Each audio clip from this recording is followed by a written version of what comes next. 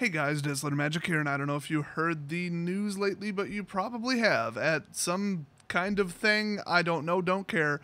Valve made an announcement. They've got an amazing new game. Actually, that was the pre-announcement. They announced that they were going to announce a new game at this thing, some kind of convention. I don't know, don't care. So everybody's like, Half-Life 3 confirmed. Oh my god, Half-Life 3. First of all, Gabe Newell said they're never going to make it ever.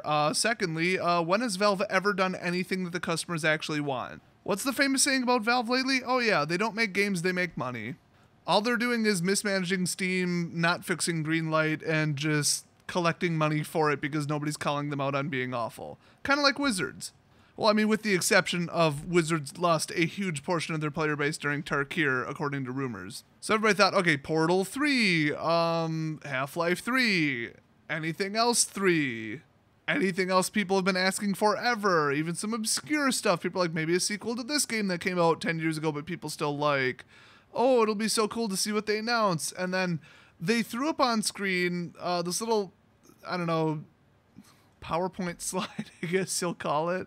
And it said Artifact, and people were like, oh, Artifact, I've never heard of that. That's even more exciting than anything I actually wanted and would be assured to give Valve money for, regardless of how bad it was, kind of like For Honor. Seriously, For Honor is one of the most poorly designed, mismanaged pile of garbage I've ever seen in my entire life, like in the history of gaming. I think it even set some kind of record for the most abandoned game ever, like the quickest that people have stopped playing it. Seriously, as far as I heard, they beat No Man's Sky in abandonment. No Man's Sky. So my point is, if they were to actually make Half-Life 3, no matter how bad it is, just remember For Honor made like $300 million within like the first week or two. The game was miserably bad. It was terrible, absolutely terrible, and they're actually actively trying to make it worse, evidently. I think design and decision management at the game company has actually been handed over to chimpanzees at this point. But they still made $300 million, and that is the point. No matter how terrible your game actually is, if you hype it up enough and people get excited, they will buy it. Thus, why Valve should have made Half-Life 3 or Portal 3 or anything else people actually wanted. It could be a complete dumpster fire of a game, and they'd get a pretty good fraction of $1 billion for it. But no, they wanted to make Artifact. So everybody's like, Artifact, that's neat. That's kind of like when Destiny came out. It wasn't based on anything. Well, I mean, they ripped off like a ton of other games, but it wasn't officially based on anything. It wasn't from a book. It wasn't from a movie. It wasn't, a new Lord of the Rings game. It was just, here's a new thing, new IP as they call it, new intellectual property.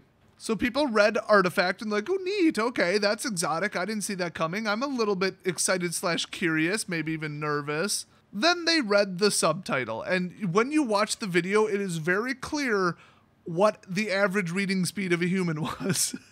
No, seriously, people were like, oh, and you could like hear it. It was like disappointment in sound form. Some people were disappointed right off the bat. They're like, that's not Half-Life 3, go to hell. Other people are like, I set my expectations realistically. Let's see what it says under the logo and the name. Oh, that doesn't sound good. So what was the subtitle? The Dota card game. They might as well have put the Dota card game that nobody wanted. Nobody was asking for a Dota card game. Nobody was even asking for a card game. Because honestly, the overall vibe that I get from people is they're sick of Hearthstone. They're certainly sick of MTGO. The Pokemon TCGO, not doing too bad, but it's still kind of run this deck or lose. Kind of net deck heavy, whatever.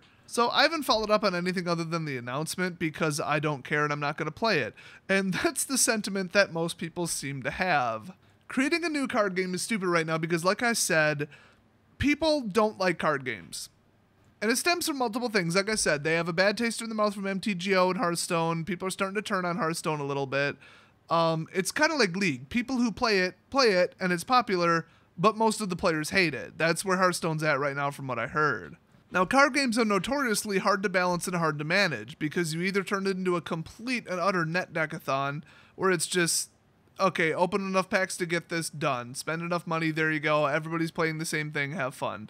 And from what I heard from Hearthstone players, that's what it is. It's, I'm playing this deck, or this deck, and if you try to make up something else, it doesn't stand a chance in hell. It's so templated, it's so gimme. It would be like Magic if everything was tribal. You know, it would be like the release of Shadows and Eldritch Moon, where it's like, are you running this tribal, that tribal, or that tribal? Are you running vampires, werewolves, or still humans or allies? Make your pick. There is nothing else. I've personally never played Hearthstone, but that's how people described it to me. So some people can tolerate that, some can't, because there's no innovation, no creativity. You just have to try to outplay and outluck the other person, and maybe tweak your deck a little bit for math. And okay, I get it. Some people want to take deck building completely out of the equation. They just want to play the damn game, and they want to outplay people. You don't exactly build a deck in competitive Texas Hold'em. You're just trying to outskill everybody and make better decisions. And so, you know, obviously that's popular. So I get it. I get that. I don't think Magic is the game for that, which is why net decking is kind of frowned upon in Magic. But in other cases where it's designed that way and they're very open and clear about it, and they make no, you know, kind of statements about, oh, creativity and innovation, build anything, oh, come up with anything. It's not like you can't do that in Hearthstone. It's just, do you want to win? So if they made another Hearthstone, I don't know, people are starting to turn on Hearthstone, and they're trying to, instead of just coming up with something out of nowhere or just making it super generic where it's like, ooh, wizards and dragons and goblins and warriors and rangers, ooh, you know, just classic cliche card game / video game / every game / everything. Or they could have based it on something actually popular right now. Like they could have taken any kind of show or movie or series. I don't know if there actually is a Marvel competitive card game right now. I think there is actually. But they could jump on like Marvel. It'd be a little late for like Lord of the Rings. I'm sure Harry Potter already has one, but whatever. I mean, even like Dragon Ball Z had one. You know, rewind like 10, 15 years and everybody started their own competitive card game. It was super simplistic, super broken, and just an excuse to make more money off of, you know, an IP or whatever. I mean, back in the day, you would just ride the popularity of, oh, cool, Lord of the Rings, and then people just automatically play it because it's Lord of the Rings and they like it. You know, not much else to it. But for people who would take a competitive card game seriously as a game, that's who drives your actual game. You can't just do gimmicky stuff, and who's still that excited about Lord of the Rings? I mean, you'd have to pull something topical, and that's not a 10-year plan. So what did they base it on? Let's jump back to that. So that's what they could have done. What they did do is base it on Dota, okay? Couple things wrong with that. If you don't play Dota, you probably don't care. You're going to spend the whole time looking in the card game like, what the hell is this? I would assume. These are all assumptions and projections. We don't know hardly anything about the game, and I didn't even look into any more leaked details since this announcement. But I'm going to take a wild guess that some of the characters from Dota, or Dota 2 I think it is now. What the hell even was Dota 1? Am I just making that up? It's like 1 a.m. I don't even know. Surprise, I haven't played Dota or Smite or LoL because if I have to rely on human teammates, I'd rather rip out my own teeth. I do not play other teammate games.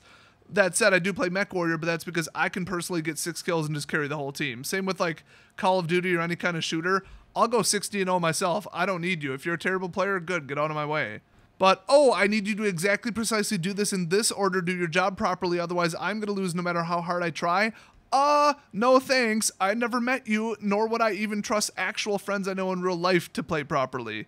I'm a very precise player. I used to be one of the absolute top-ranked players in StarCraft 2 in the entire world. There is no room for anything other than perfection in a very highly competitive game, which is why I don't tend to play them anymore. They're kind of stressful. By the way, my record in StarCraft 1 was about 750 wins to about 40 losses, so yeah.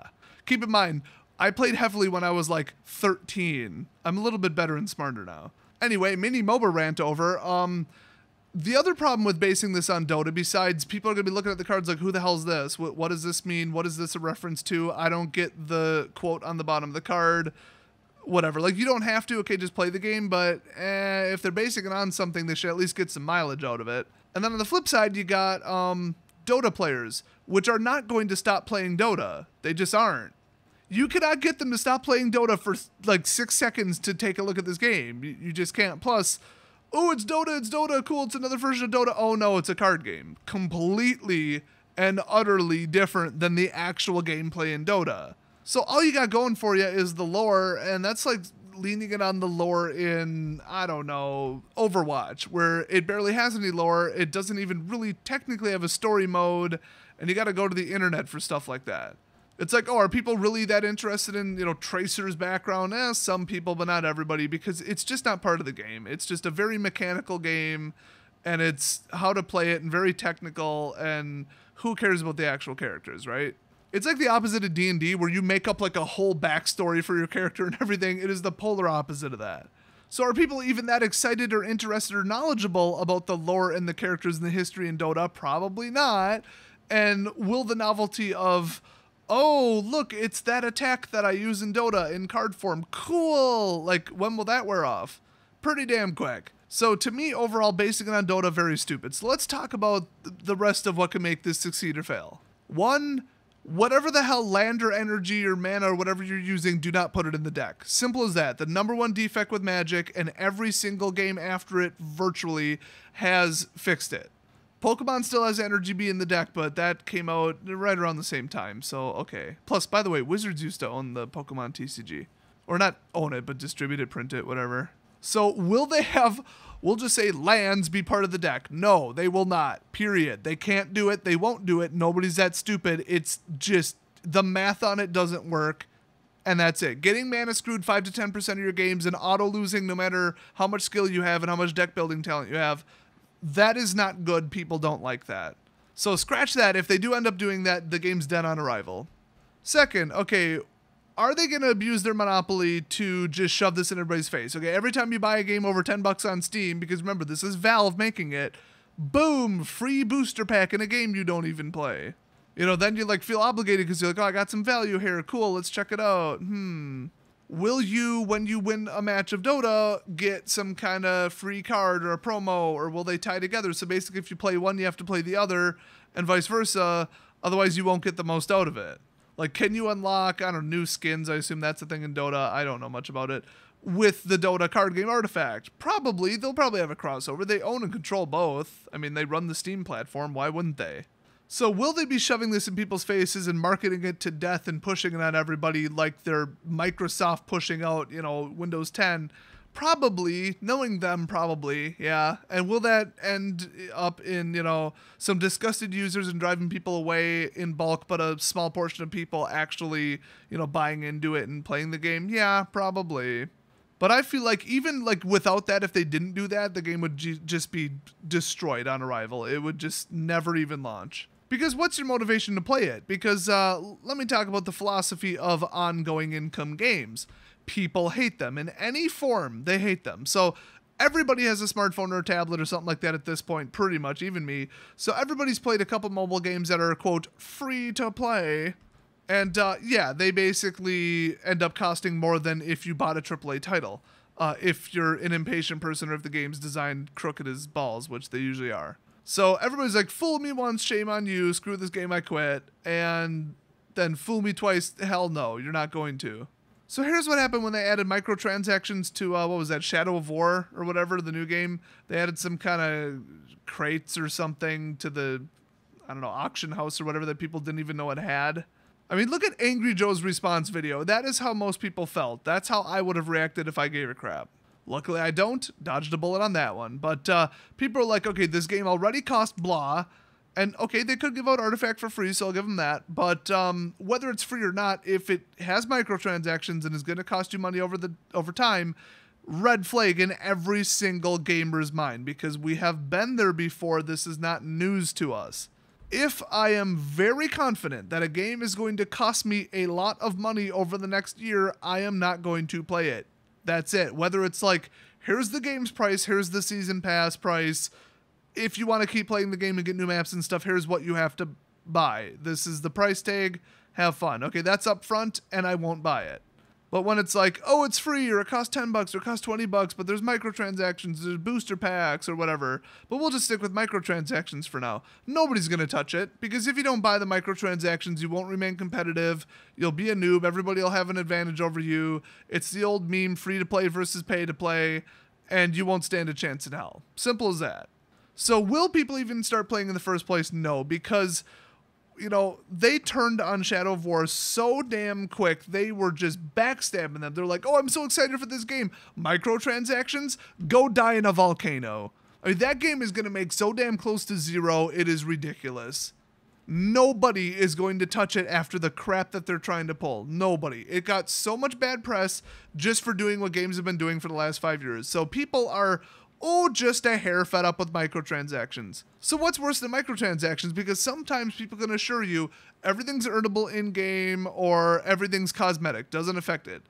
Well, game companies aren't satisfied with that. They're not just like, I want a pretty hat and I'm willing to drop money on it because I'm rich. That's not good enough. It's, oh, everybody's ahead of me. I need to spend money to catch up. That's what they want because that's every player. That's not just people who like cosmetic crap and, you know, I'd run around a default skin and just play the game. I don't give a crap, but I'm cheap as hell. So what's even worse than that? What sets off people's BS-ometer? Trading card games, collectible card games, competitive card games, anything you want to call it. That's what it is because it's opening boosters, getting cards, spending money. And yeah, people have had more than enough of that with like MTGO. To an extent, Pokemon TCGO, that's actually doing all right now. Hearthstone, people know what it costs. It ain't news. They know that in a year you could drop like 100 or 2 or 3 or 4 or 5 on a, you know, any kind of online TCG. And if you don't, you really don't have a chance because that really is the core mechanic. It's not just you're adding a little bit of a boost or double XP or whatever. No, that is the game. The game is spending money. Welcome. So are people going to touch that any more than they would a game with microtransactions? No, people are turning on this so quick. And then on top of that, you've got a disincentive to play it just based on the fact that it isn't Portal 3 and isn't Half-Life 3. So people are already hating on it, not even jokingly like it's a meme, because, you know, Half-Life 3 is a meme at this point. No, people are like pissed. They're like, we didn't ask for this. We didn't want this. Nobody wanted this. Why are you trying to start at 0 when you can start at, you know, 1,000 with Half-Life 3, where people almost can't be disappointed? Or I should say before the game's launch. They can't be disappointed about the announcement, we'll say. They could very well be disappointed about the game, but then they've already spent their money, haven't they? So yeah, nobody wanted it. Nobody gives a crap about Dota or its lore. Dota players don't necessarily like card games. This game has nothing going for it. Nothing. That's their starting point. That's what they thought would succeed.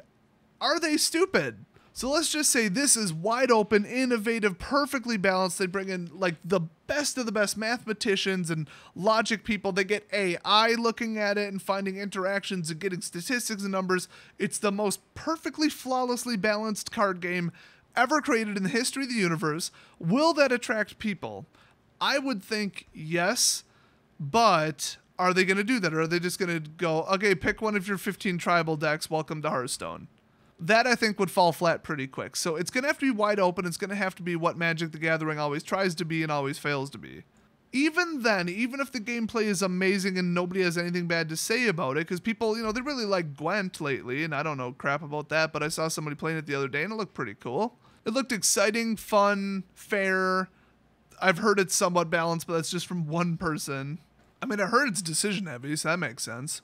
So, okay, fun to play, awesome, yay, but then again, it was based on The Witcher 3, people already knew about it, it's from a popular series, people liked it right off the bat. This has a starting point that's negative, it's in the red. So every single indication, including what happened to 95% of all card games ever invented in the past 20 years, everything is going against this game. It can't succeed, it just can't. If I were Valve right now, I would cancel it. And I would fire whoever came up with it. Like, that's my prediction level. Not just, oh, I don't think this is going to work, but let's see. Oh, I'll give it a chance. No, nobody's going to give this a chance.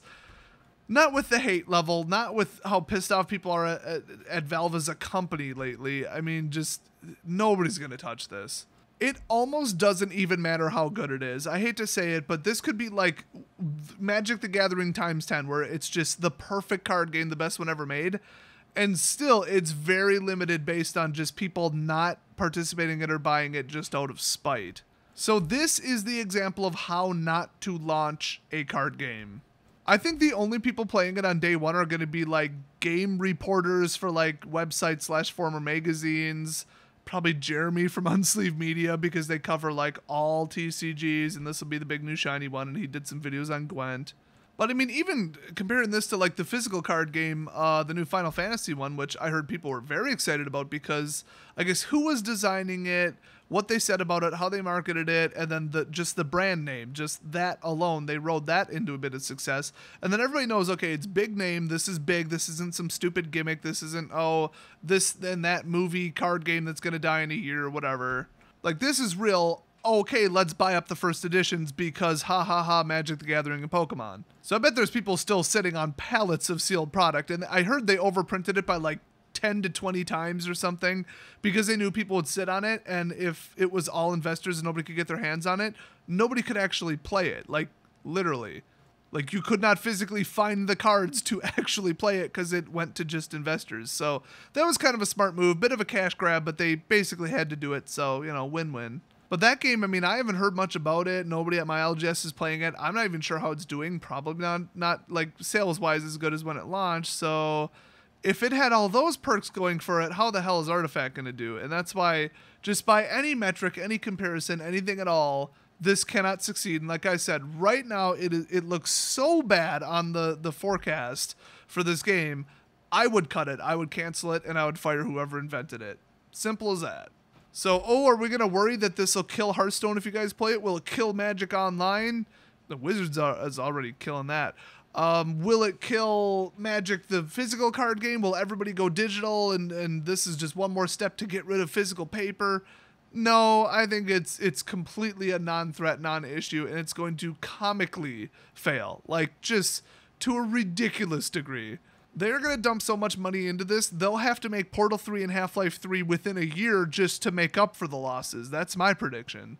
So watch for that in the near future, but I would love to hear from any of you guys playing any of the new stuff. What do you think of Hearthstone overall? What do you think of Gwent? What do you think of the new Final Fantasy game? Is it fun? Is it good? What do you like, not like about it? And what should Artifact not do besides total net deckathon and put lands in the deck? Those are the two biggest mistakes I can come up with. But what else do you hate about other card games? Because I've barely played any others. I've only really played Pokemon, and that's it. Oh, and Crimson Verse. I'm going to keep bringing that up forever, and people are going to keep asking, and I'm going to keep not telling you.